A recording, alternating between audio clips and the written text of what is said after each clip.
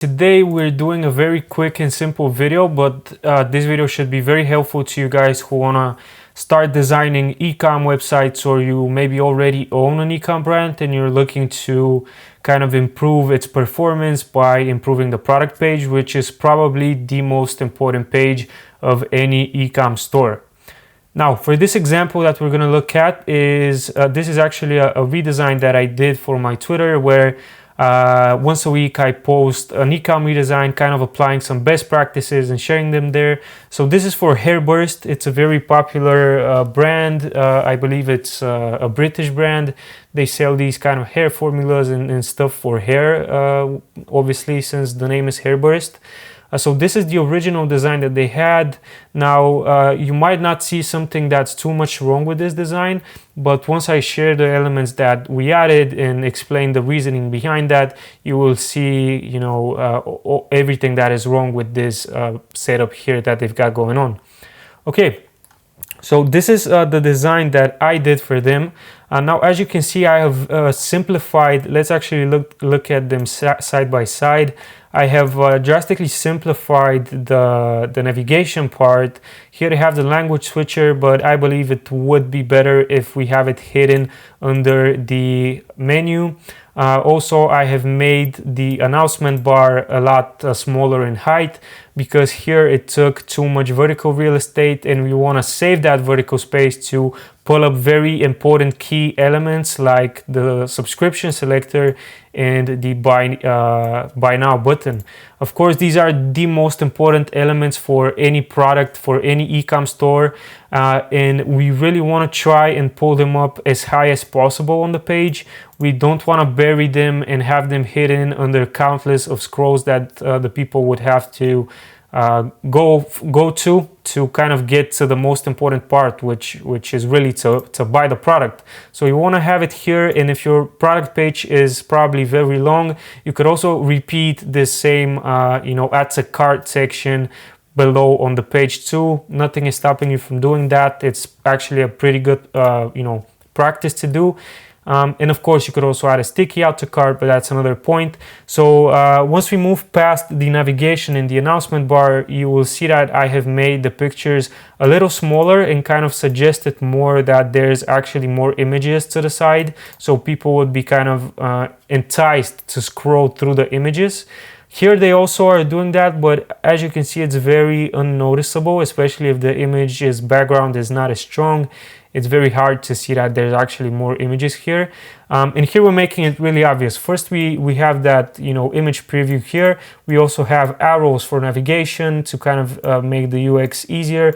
And we also have the dot indicator to show how many images we have. Another very good thing you guys can apply to your pages and your images is kind of having these sort of badges on your main product image that in this case says excluded from sale. But for example, if you're advertising on TikTok, you can have a badge that says as seen on TikTok, that kind of enhances the continuity of your brand and your advertising material. It's always good to match your ads to your landing page as much as possible.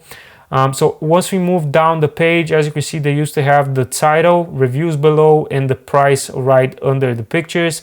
What I did is I made the title a bit bigger and I put the reviews here. Obviously, they have 0 reviews, which is not a good look. But I've put a simple placeholder here. And then the price, I have not put it next to the title, because we have put up the add to cart button here, and I believe we can show the price here instead. It's way better. Now, this is something that I'm trying out on a lot of new stores that I'm redesigning, is actually putting the price in the add to cart button.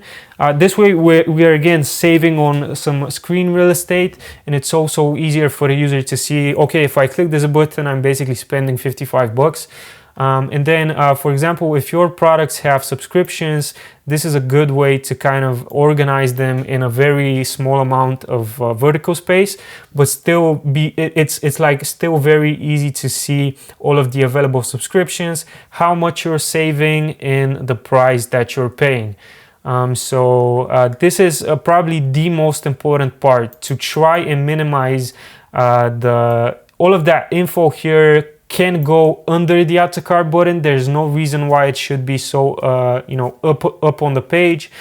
We basically minimize that by having a single sentence describing what this product is all about. And then we moved all of that info under here and under these accordion fields that are expandable. So in case someone wants to see all of the benefits or all of the key ingredients, they can click on it and they can read more.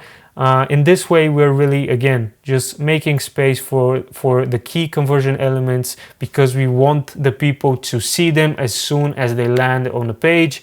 Now, so this is the optimal mobile product page design that I would suggest for subscription-based products. And of course, if you're selling, for example, supplements or some other very specific kind of product, this might not be the best approach. Some products can benefit from long-form selling and long-form landing pages that aren't structured like this. But in general, these are tips that you can follow with any store, and I guarantee you, if your befores look like here, you will see a significant improvement in performance. So a few key elements to having high conversion rates on an e-commerce store that in general you should follow, that you can't see in this design, is an always available support. So in case someone has some questions, if you have the capacity and if your brand can afford it, I would 100% recommend to invest in a live chat functionality. Really helps with conversions, and you could kind of nudge people over to, if they're like thinking, should I buy this, should I not buy this? If they get in touch with the support, you can nudge them into ordering from you. Then user-generated content, not TikToks only, reviews from clients, real pictures from people, from users. If you feature those on your landing page, then I can guarantee you that will improve your conversion rates, especially for consumer-oriented products.